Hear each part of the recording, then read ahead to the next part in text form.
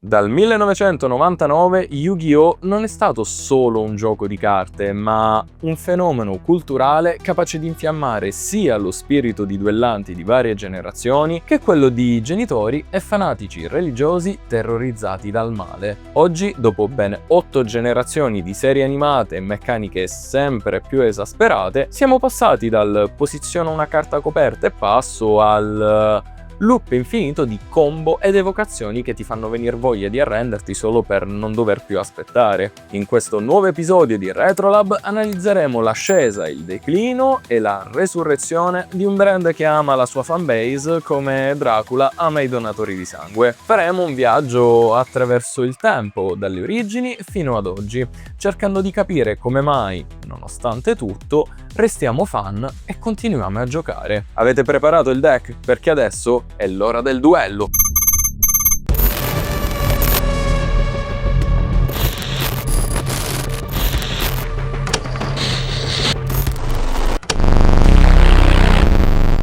Prima di diventare il franchise miliardario che tutti conosciamo, Yu-Gi-Oh! Era molto diverso. Nel 1996 Kazuki Takahashi pubblicò il manga sulle pagine di Shonen Jump. La storia originale però era tutt'altro che il tipico shonen nipponico, era un tuffo nell'horror psicologico, con un protagonista cupo che metteva in palio la vita stessa degli avversari durante giochi psicologici e sfide letali, temi che si distaccavano un bel po' dal target di riferimento dei prodotti futuri. Il titolo Yu-Gi-Oh! Significa letteralmente re dei giochi. L'idea era infatti quella di mostrare Yugi e l'alter ego oscuro impegnati in giochi punitivi. Solo dopo qualche volume apparve Duel Monsters, o meglio Magic and Wizards per essere più precisi. E se ve lo stavate chiedendo, sì, nasce come parodia di Magic the Gathering, ma venne cambiato più avanti per ovvi motivi di copyright e branding. Un semplice gioco di carte nato per una parentesi narrativa, un esperimento che però piacque talmente tanto ai lettori che gli editor spinsero Takahashi a far diventare una semplice gimmick la colonna portante del manga e presto di un franchise intero.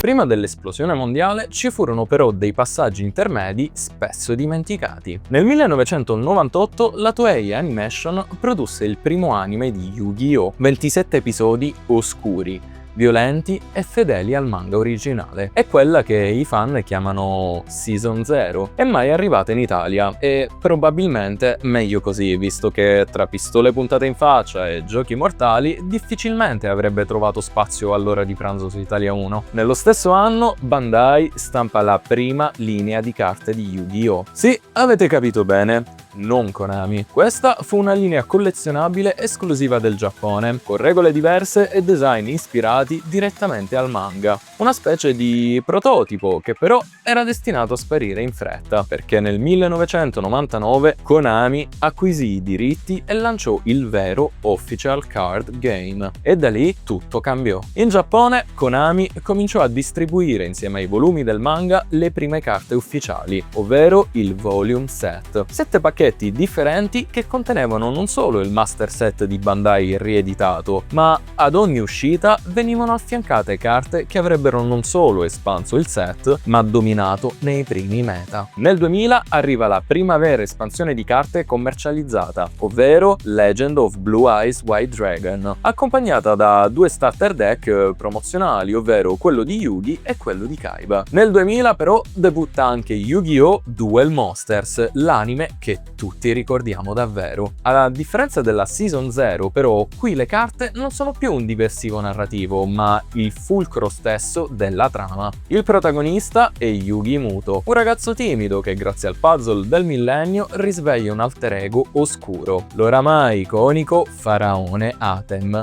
comunemente conosciuto come Yami Yugi. Insieme affronteranno duelli sempre più spettacolari contro rivali storici come Seto Kaiba, Pegasus, Marik e molti altri ancora. L'anime porta con sé temi ricorrenti che lo hanno reso unico. L'immaginario egizio con faraoni, divinità e oggetti mistici come gli item del millennio, capaci di possedere o controllare chi li usava. Pegasus, per esempio, con l'occhio del millennio poteva leggere nel cuore delle carte, o meglio barare legalmente. Marik invece usava la sua verga per piegare la mente degli avversari, oltre che divenire matto da legare, e Yugi, poteva scambiarsi di posto con il faraone Atem. Diciamo che era un mondo a metà tra il fantasy egizio e la soppopera da torneo. Inoltre vi erano le regole alternative. Nell'anime infatti Yugi e compagni spesso improvvisavano mosse assurde come Now, Stone Soldier, destroy the moon!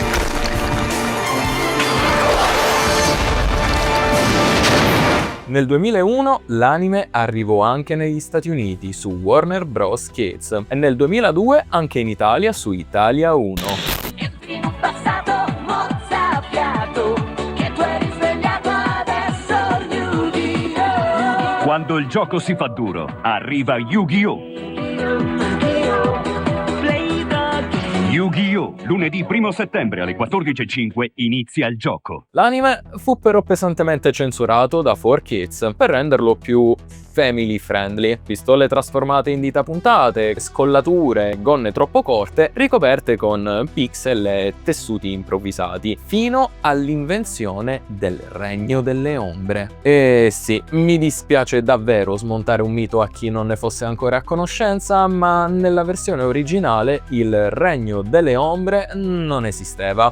Si moriva e basta. Ma nonostante i tagli e le censure, o forse proprio grazie a questi, il successo fu travolgente. Nel 2002 nacque il TCG come lo conosciamo in Occidente. Konami infatti stipulò un contratto con Upper Deck Entertainment per la distribuzione fuori dal Giappone. Gli Stati Uniti quindi fecero da trampolino e l'onda arrivò velocissima anche in Europa. In Italia però c'è un piccolo dettaglio che forse molti di voi ricorderanno. Le prime carte non erano tradotte. Il risultato? Beh, quasi nessuno capiva bene gli effetti e ognuno si inventava le regole. Nei cortili circolavano mazzi da 70, 80 o addirittura 100 carte, pescate a caso da pile infinite ed evocazioni fatte perché lo diceva l'anime. Purtroppo, anche in questo caso, il mercato parallelo non tardò ad arrivare.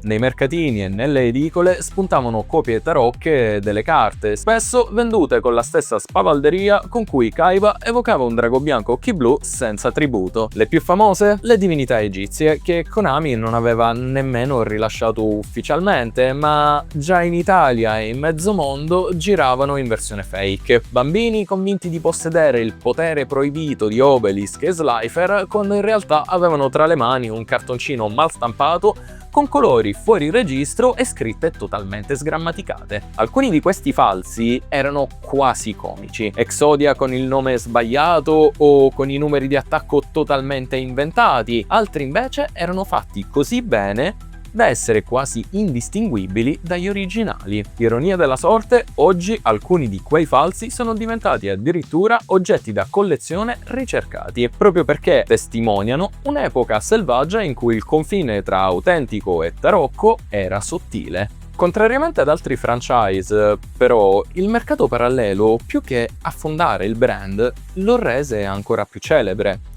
Yu-Gi-Oh! Infatti invase ogni piattaforma possibile, dalle figurine ai giocattoli e soprattutto i videogiochi. Era ufficialmente diventato un fenomeno multimediale. Sul Game Boy Color arrivano i primi adattamenti, rudimentali certo, ma già capaci di farci sentire duellanti digitali. Con il Game Boy Advance il livello sale. Nascono titoli come Eternal Duelist Soul e World Wild Edition che permettevano di collezionare centinaia di carte in formato portatile. Quasi un TCG tascabile sempre con sé. E poi, ci sono i colpi grossi.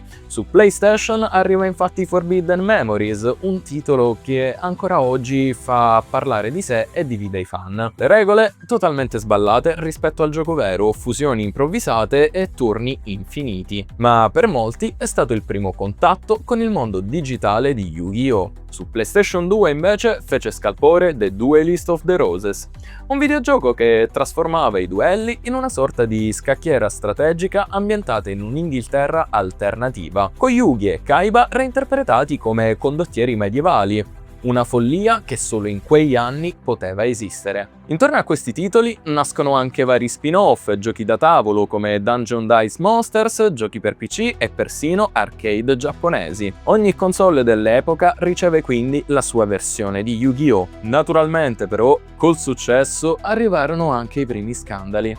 In diversi paesi Yu-Gi-Oh! Finì nel mirino di genitori e fanatici religiosi. Alcuni gruppi evangelici degli Stati Uniti accusarono le carte di promuovere pratiche occulte e sataniche, puntando il dito contro pentagrammi, sacrifici e riferimenti egizi. E qui permettetemi una piccola parentesi personale. Un giorno, mentre ero a casa da un amico, sua madre mi vide tirar fuori dallo zaino il mio deck e appena notò i simboli sulle carte, iniziò a urlare qualcosa che mi è rimasta impressa nella memoria. Hai portato il diavolo in questa casa.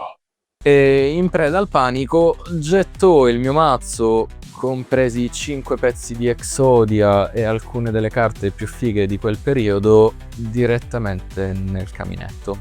Un trauma personale che però riflette un fenomeno più ampio, in cui un semplice gioco di carte diventava capro espiatorio delle ansie sociali del tempo. Ma in fondo, se c'è una vera magia che Yu-Gi-Oh! Ha sempre avuto, è proprio quella di accendere l'entusiasmo nei fan e la paura nei moralisti. Ed è proprio questa tensione tra passione e demonizzazione a dimostrare quanto Yu-Gi-Oh!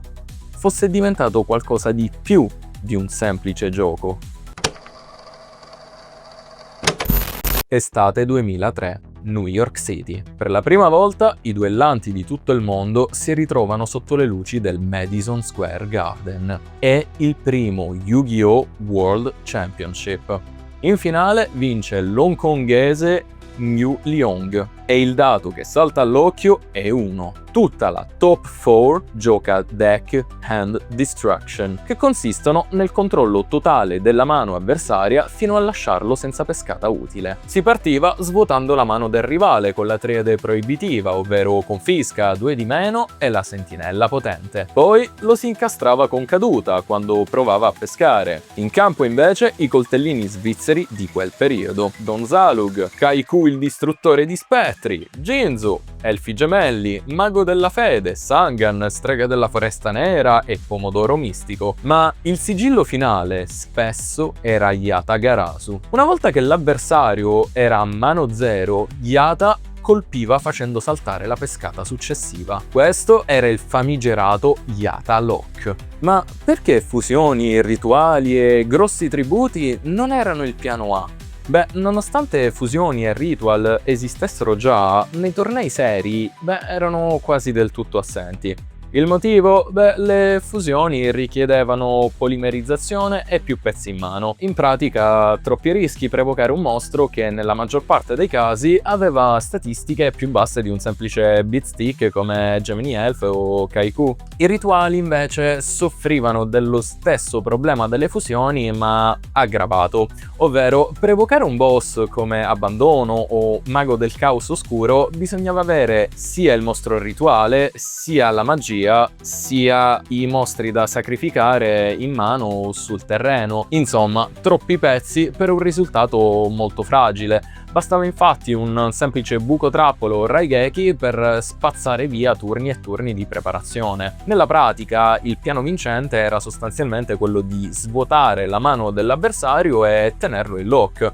Non certo evocare Drago Bianco Occhi Blu finale con 3 draghi in mano e una poli. Ora, se il 2003 è stato l'anno del hand control e del famigerato Yata Lock, il 2004 è l'anno in cui il meta viene travolto da un solo nome: Chaos. Con l'uscita di Invasione del Caos, infatti, Yu-Gi-Oh! Entra in una nuova era, segnata da due boss mostruosi: Glorioso Soldato Nero, emissario dell'inizio, e Drago Imperatore del Caos, emissario della fine. Per la prima volta il gioco inizia a girare attorno al cimitero come risorsa.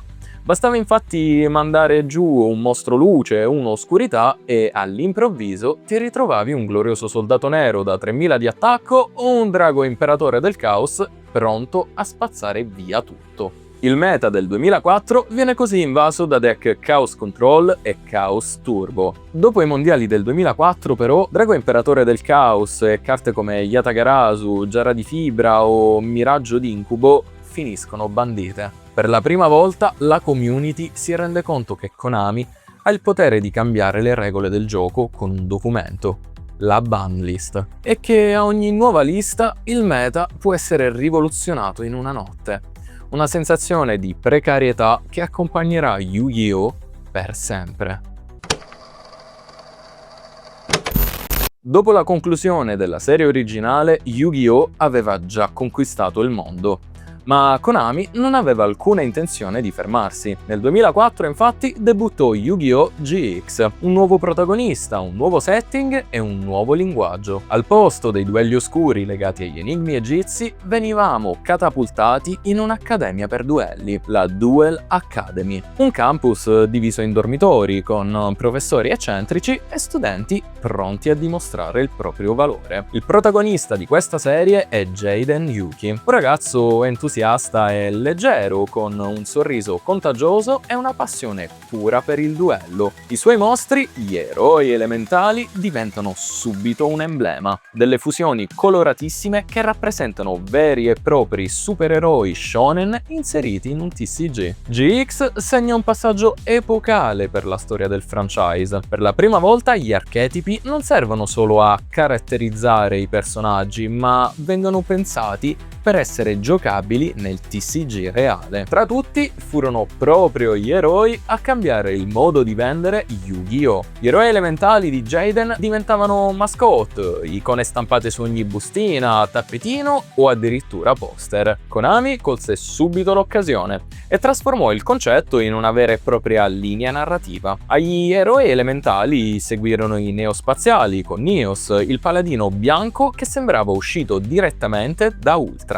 Poi arrivavano gli eroi malvagi, versioni corrotte e dark degli stessi supereroi, e infine gli eroi del destino, legati ad Aster Phoenix e nati per mettersi in contrapposizione con Jaden e i suoi eroi. Ogni declinazione significava nuove carte, nuove strategie e soprattutto nuovi prodotti sugli scaffali. Gli eroi divennero il primo archetipo a funzionare come un brand dentro al brand, una vera e propria etichetta commerciale, capace di moltiplicare vendite e mantenere vivo il legame tra anime e TCG. Ancora oggi, a distanza di 20 anni, infatti, gli eroi restano tra gli archetipi più supportati e ristampati. Tuttavia, nessuna carta o archetipo cambiò la storia come Cyber Drago. Se gli eroi avevano rivoluzionato il modo di vendere Yu-Gi-Oh!, Cyber Drago rivoluzionò per sempre le regole del duello. Non solo il meta dell'epoca, ma l'intera struttura di gioco e di mercato che Konami segue ancora oggi. Stampato nel 2005, Cyber Drago poteva essere evocato senza attributi se l'avversario controllava un mostro e tu no. Due condizioni semplicissime. Per un mostro da 2100 di attacco che entrava in campo con una velocità mai vista prima. Cyber Drago divenne subito popolarissimo, protagonista di deck competitivi e di interi archetipi futuri come i Chimera Tech, ma soprattutto segnò un cambio di filosofia per Konami. Archetipi più veloci, carte generiche forti, meccaniche sempre nuove, tutto per mantenere quel ritmo esplosivo che Cyber Drago aveva inaugurato. E mentre i deck si riempivano di eroi, macchine e draghi di metallo, l'anime stesso cominciava a sorprendere. All'inizio GX sembrava leggero, quasi scolastico, duelli tra compagni, rivalità tra i dormitori, un'atmosfera da shonen solare. Ma col tempo i toni cambiarono. La saga di Sartorius introdusse il controllo mentale e la predestinazione con personaggi manipolati dalle carte dell'arcano. Poi l'arrivo dell'iconica Jubel, uno spirito vendicativo che porta con sé possessioni, tormenti psicologici e riflessioni sul sacrificio. GX, nato come la serie più colorata, divenne uno degli Yu-Gi-Oh! Più cupi, affrontando temi adulti dietro il paravento di un anime per bambini. Curiosamente, esiste anche un manga di GX pubblicato su V-Jump dal 2005 al 2011. Questo ci presenta una storia più cupa e seria rispetto all'anime, introducendo versioni alternative di Jaden e nuove carte eroi. Parallelamente però il franchise dilaga anche su PSP e Nintendo DS. La saga Tag Force, ambientata proprio alla Duel Academy, divenne un cult, grazie alla quantità di carte e alla modalità storia, mentre i World Championship su DS portano nelle console portatili il regolamento ufficiale aggiornato anno dopo anno. GX crea così un ecosistema multimediale solido che alimenta la community costantemente. Tra il 2004 e il 2008 Yu-Gi-Oh! GX dimostra che il franchise non ha bisogno né di Yugi né di Kaiba per sopravvivere. È la prova che ogni nuova generazione può avere i suoi eroi, i suoi archetipi e le sue carte simbolo. E se all'inizio molti fan storsero il naso, oggi GX è ricordato come il momento in cui Yu-Gi-Oh! Diventò davvero un franchise autoalimentato, capace di reinventarsi a ogni ciclo. Una stagione di esperimenti, successi e sorprese che prepararono il terreno al futuro.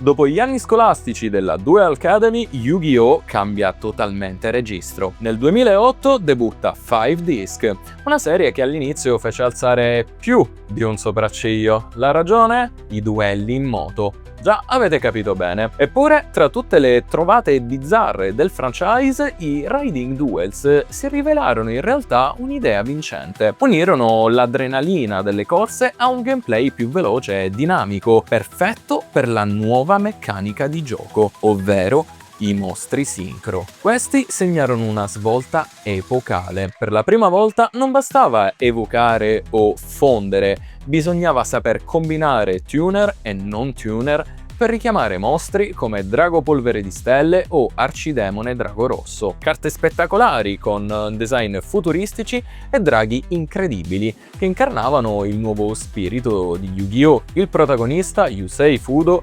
rifletteva questo cambio di tono.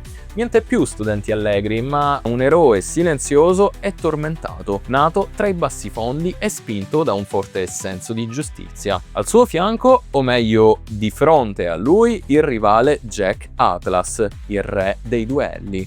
Arrogante e brillante, che richiamava volutamente la figura di Seto Kaiba. Insieme, Yusei e Jack riproponevano il duello eterno tra due anime opposte. Umiltà contro orgoglio, giustizia contro potere. E come nelle migliori tradizioni di Yu-Gi-Oh!, anche 5 Disc intrecciava la tecnologia con il mito. La seconda stagione infatti introdusse gli immortali terrestri, entità oscure legate alle celebri linee di Nazca, ovvero i giganteschi disegni nel deserto peruviano. 5 Disc inoltre non ha paura di mostrarsi cupo. Questo infatti parlava anche di disuguaglianza sociale, di città divise tra ricchi e reietti, di destini segnati dalle cicatrici del passato, un linguaggio ben più adulto che riportava l'anime vicino alle atmosfere più oscure della serie originale. Intanto il TCG toccava il suo apice commerciale. Nel 2009 Yu-Gi-Oh! Entrò ufficialmente nel Guinness World Record come gioco di carte collezionabili più venduto al mondo, con oltre 22 miliardi di carte distribuite, un primato che consacra il franchise come fenomeno planetario capace di rivaleggiare non solo con Magic, ma con qualsiasi altro brand dell'epoca. Ma dietro ai riflettori si consumava anche uno degli scandali più grandi della storia. Konami infatti porta in tribunale il suo stesso partner occidentale, ovvero Upper Deck Entertainment, accusato di aver prodotto e distribuito carte contraffatte. Paradossalmente, i falsi non arrivavano più solo da mercatini e da edicole, venivano dal distributore ufficiale. Nel 2009 il tribunale diede ragione a Konami, che rescisse il contratto con Upper Deck e si riprese il controllo diretto del TCG in Occidente. Un colpo di scena degno dell'anime. Questo evento fece capire che Konami non avrebbe più lasciato a nessuno la gestione del suo impero. Ma nel 2010, solo un anno dopo da quella vicenda, qualcosa iniziò a cambiare. L'età d'oro di Yu-Gi-Oh!, segnata da record, dominazione assoluta, cominciò a mostrare le prime crepe. Le nuove meccaniche, infatti, accelerarono il gioco, ma allo stesso tempo lo resero molto più complicato. Inoltre, i mazzi competitivi iniziarono a costare davvero tanto e richiedevano aggiornamenti continui, mentre molti fan della prima ora iniziarono ad abbandonare, travolti da un gioco che non riconoscevano più. Questa fu la fine di un ciclo.